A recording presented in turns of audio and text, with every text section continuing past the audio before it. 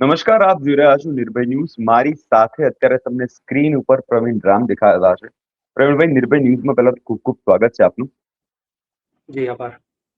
પ્રવીણભાઈ, અત્યારે જે પરિસ્થિતિ અત્યારે ગુજરાતમાં આવી છે, જ્યાં અત્યારે સુરેન્દ્રનગરનું કોંડ ગામ હોય કે મોરબીનું જેત પર ખેડૂત અત્યારે રસ્તા પર ઉતર્યો છે અને ન્યાય માગી રહ્યો છે, અને જેમાં પ્રશાસનની કામગીરી એવી છે કે તેમની પર અત્યારે દમન ગુજારવામાં આવી રહ્યું છે. ખેડૂતો પર લાઠીચાર્જ થઈ ગયો છે. શું કહેશો?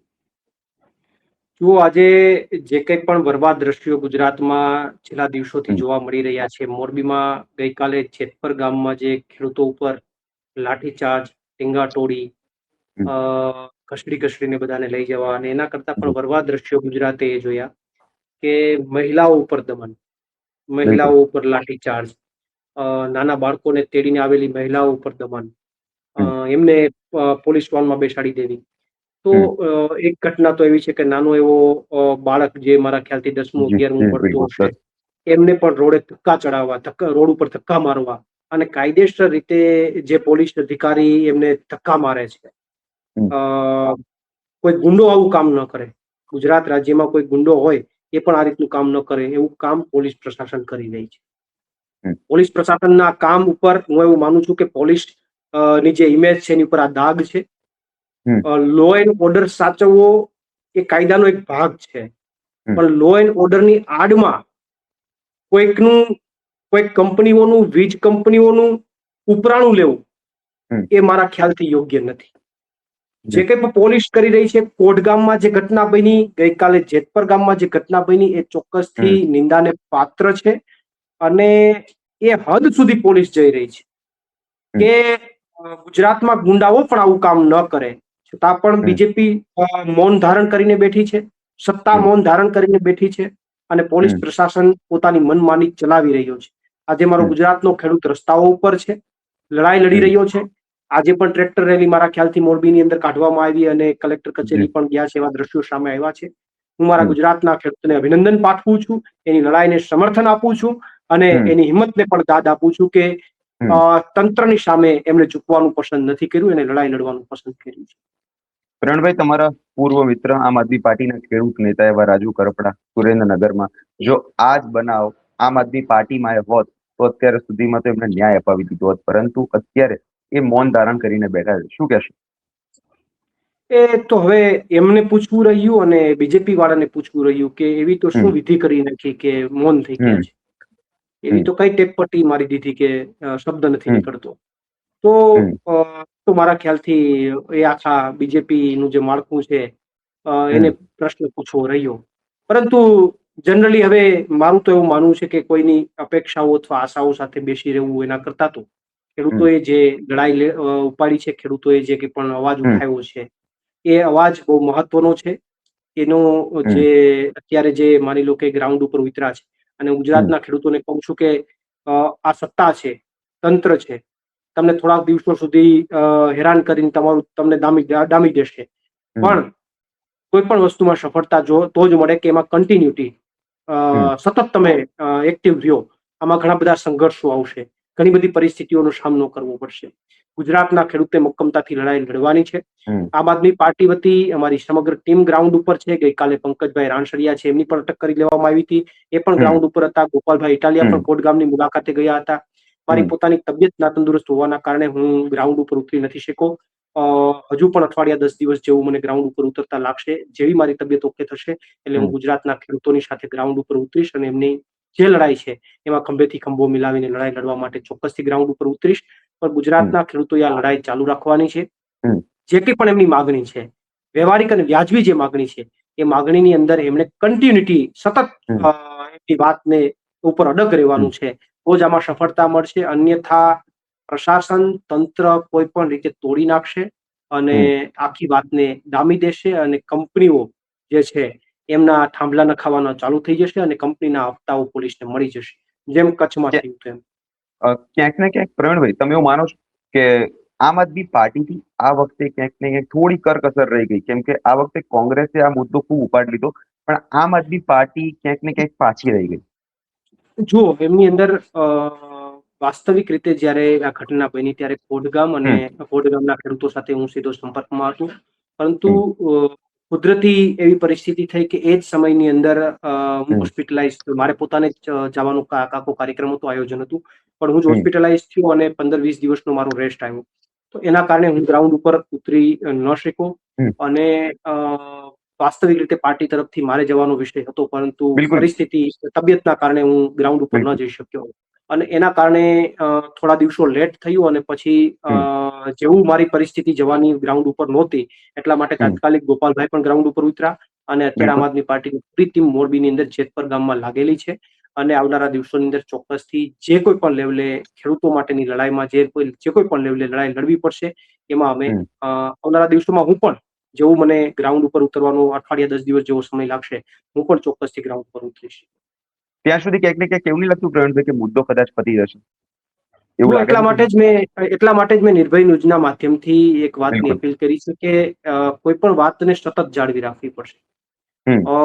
કોઈ મારા ઉતરી જવાથી કે આમ આદમી પાર્ટીના ઉતરી જવાથી જ સીધો મુદ્દાનું નિરાકરણ થઈ જશે એવું નહીં થાય. અમે તો એક માધ્યમ બનીશું, એક પણ ખેડૂતો માટે અવાજ પ્રવીણભાઈ બનીશું. પરંતુ હા, બોલો બોલો, આપ બોલો, પરંતુ આપ બોલો. મારું કહેવાનું એ જ છે કે હમ. અઠવાડિયા સુધી જો ખેડૂતો આ મુદ્દાને ટકાવી નહીં શકે તો કદાચ અમે હમ. ઉતરીએ તો પણ મુદ્દો નહીં ટકી શકે. એટલે હમ. કોઈ પણ મુદ્દાની અંદર સતત કન્ટિન્યુટી રાખવી પડશે, અડગ રહેવું પડશે.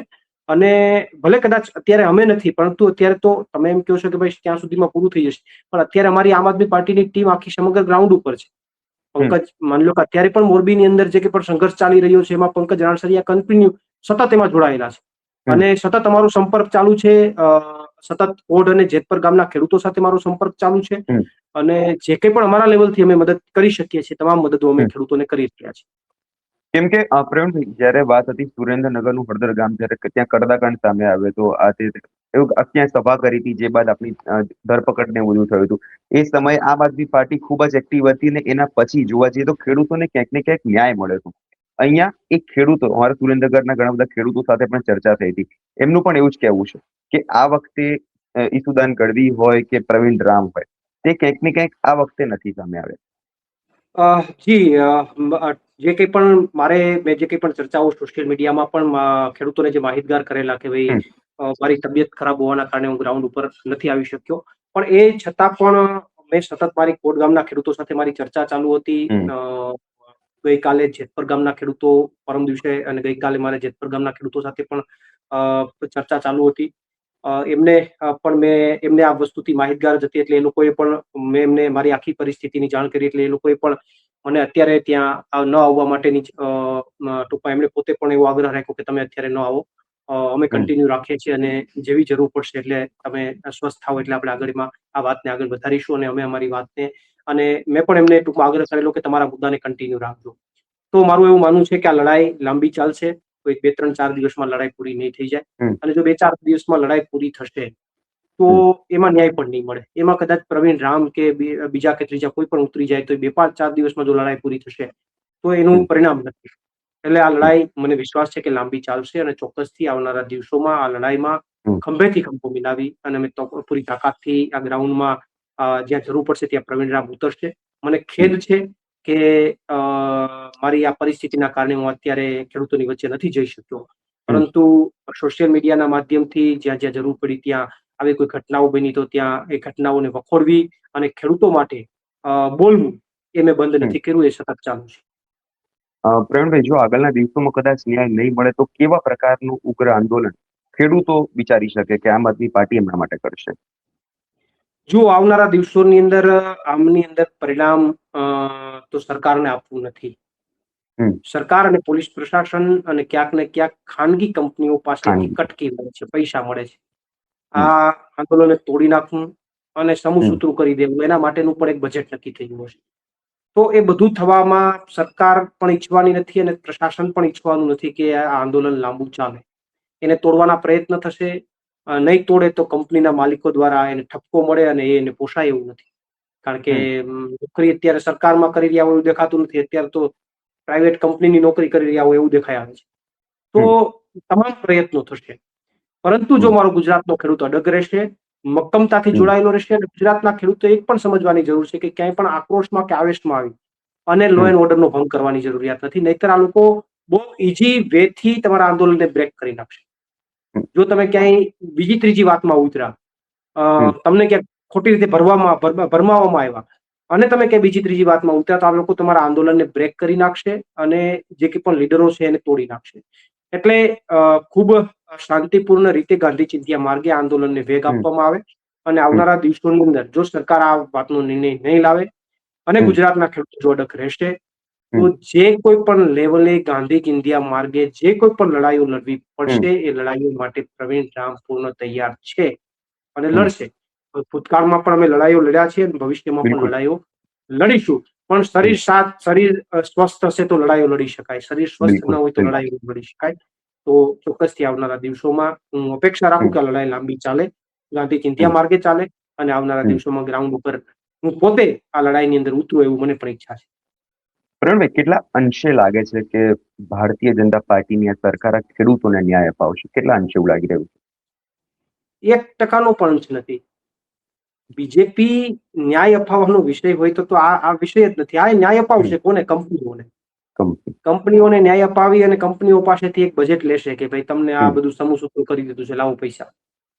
એટલે આજે ખેડૂતો છે તેમને વળતર ભૂલી જવાનું એ ટૂંકમાં કદાચ અત્યારની સ્થિતિએ જો ખેડૂત મક્કમ મન ન રાખ્યું અને ગાંધી ચિંધ્યા માર્ગે એની લડાઈને ચાલુ ન રાખી તો ખેડૂતોને ન્યાય મળવો બહુ અઘરો છે. કારણ કે સરકાર એવું સમજી ગઈ છે, સરકારને એવી વાતની પ્રતીતિ થઈ ગઈ છે કે આવી ઘટનાઓ બહુ લાંબા સમય સુધી ચાલતી નથી. એને થોડોક સમય પાસ ઓન કરી દે એટલે સરકારને એવા ભૂતકાળમાં અનુભવો થયા છે કે વાતો લોકો ભૂલી જાય છે. ખેડૂતો વાતો ભૂલી જાય છે અને 2-5 આગેવાનોને ખોટી રીતે ફસાવી અને એમની ઉપર કેસ કરી દેવામાં આવે તો આંદોલનો તૂટી જાય છે. આવું સરકારને આવડત આવી ગઈ છે કામમાં. તો જો આ કેસમાં પણ આવું થયું અને કઈ ઘટના બની અને આ વાતને અઠવાડિયા પૂરતી ખાલી માર્કેટમાં જો રાખી શકાય તો નિર્ણય અઘરો છે. આવનારા દિવસોની અંદર ફરીથી આ લોકો તાનાશાહી કરી બધાને અલગ અલગ કરી અને પોતાની મનમાની ચલાવી દેશે. પરંતુ ખેડૂતો એક રહેશે, સંગઠિત રહેશે, ગાંધી ચિંધ્યા માર્ગે લડાઈ ચલાવશે અને લાંબા સમય સુધી ચલાવશે. તો ગમે એવી સત્તા હોય કે ગમે એવી સરકાર હોય એને ઝૂકવું પડે. એ આપણે ભૂતકાળમાં દાખલા જોયા છે. તો મારી તો ગુજરાતના ખેડૂતોને નમ્ર અપીલ છે કે લડાઈ ચાલુ રાખે. કાલ કોઈ આ આગેવાન આવ્યા, ફલાણા આગેવાન આવ્યા, કોઈ નીકળી ગયા, કોઈ ન આવ્યા, કોઈ ન, એ વાતને છોડો. તમે આગેવાન બનો, તમે લીડર બનો અને આ બાકી લડાઈને ચાલુ રાખો. આગેવાનો ચોક્કસથી આવશે, સપોર્ટ પણ આપશે અને લડાઈમાં સફળતા પણ મળશે. પણ જો તમે તૂટી ગયા, ગુજરાતનો ખેડૂત તૂટી ગયો તો લડાઈમાં સફળતા નથી. તો વાત જે છે એ ફરી દમાઈ જશે અને આખો મુદ્દો જે છે એ 15 દિવસ પછી કે મહિના દિવસ પછી કોઈને યાદ નહીં હોય અને ફરીથી એમાંથી 5 લોકો ભાજપનો ઝંડો લઈને ફરતા હશે. જી બિલકુલ પ્રવીણભાઈ, આશા રાખીએ કે આપ જલ્દીથી સ્વસ્થ થઈ જાઓ અને જાઓ ખેડૂતોની વારે મદદે જ્યારે એમના આંદોલનમાં સાથ આપો. બિલકુલ ચોક્કસ. આપ અમારી સાથે જોડાયેલ ખૂબ ખૂબ આભાર. જી. તો આપને અમારો રિપોર્ટ કેવું લાગ્યો તે કમેન્ટ કરી ચોક્કસથી જણાવજો. અમારી ચેનલ નિર્ભય ન્યૂઝને લાઇક, શેર અને સબસ્ક્રાઇબ કરવાનું ભૂલશો નહીં.